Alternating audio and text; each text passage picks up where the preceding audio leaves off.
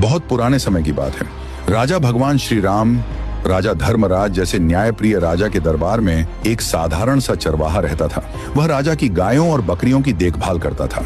एक दिन अचानक जंगल से एक भेड़िया आया और बोला, मुझे एक बकरी दे दो।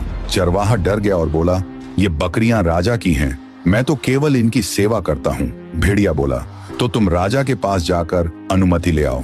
चरवाहा बोला, अगर मैं चला गया तो तुम झुंड पर हमला कर दोगे। भेड़िया बोला, मैं धर्म की कसम खाता हूँ, जब तक तुम वापस नहीं आओगे मैं इन बकरियों की रक्षा करूंगा। अगर मैंने धोखा दिया तो मेरी आने वाली पीढ़ी नष्ट हो जाए। कहते हैं उसकी बात सच साबित हुई। चरवाहा राजा से मिलने निकल पड़ा। रास्ते में उसने 3 अजीब दृश्य देखे। पहला दृश्य उसने देखा कि एक गाय अपनी ही बेटी का दूध पी रही है। वह सोच में पड़ गया, ये कैसा उल्टा काम है, इसमें जरूर कोई गूढ़ अर्थ है।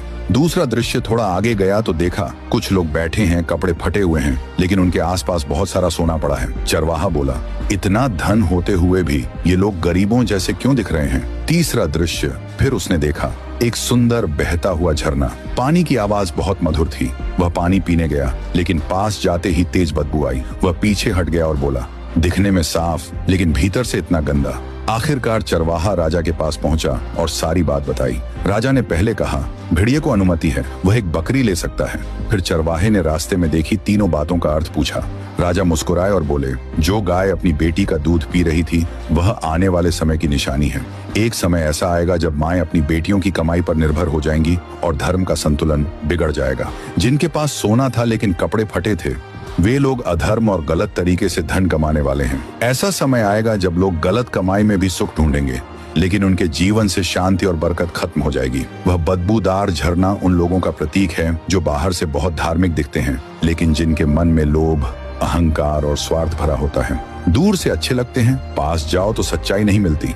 चरवाहा यह सब सुनकर रो पड़ा और बोला, हे प्रभु, हमें ऐसे समय से बचाना। वह वापस लौटा तो देखा भेड़िया सच में बकरियों की रखवाली कर रहा था। चरवाहे ने कहा, राजा ने कहा है तुम एक बकरी चुन सकते हो।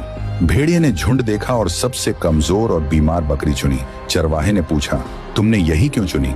भेड़िया बोला, क्योंकि यह बकरी अपने ईश्वर का स्मरण नहीं करती थी। जो अपने सृष्टिकर्ता को भूल जाता है वह सबसे पहले कष्ट में पड़ता है। ये कहकर भेड़िया चला गया। चरवाहा सोचता रह गया, जो भगवान को भूल जाता है वही सबसे बड़ा नुकसान उठाता है। इस कहानी की सीख, हर समय ईश्वर का स्मरण करते रहो, अधर्म और गलत कमाई से दूर रहो, मन को साफ और सच्चा रखो, दिखावे की भक्ति नहीं सच्ची भक्ति करो। आओ आज हम सब मिलकर भगवान का नाम लें और अपने कर्मों को शुद्ध करें।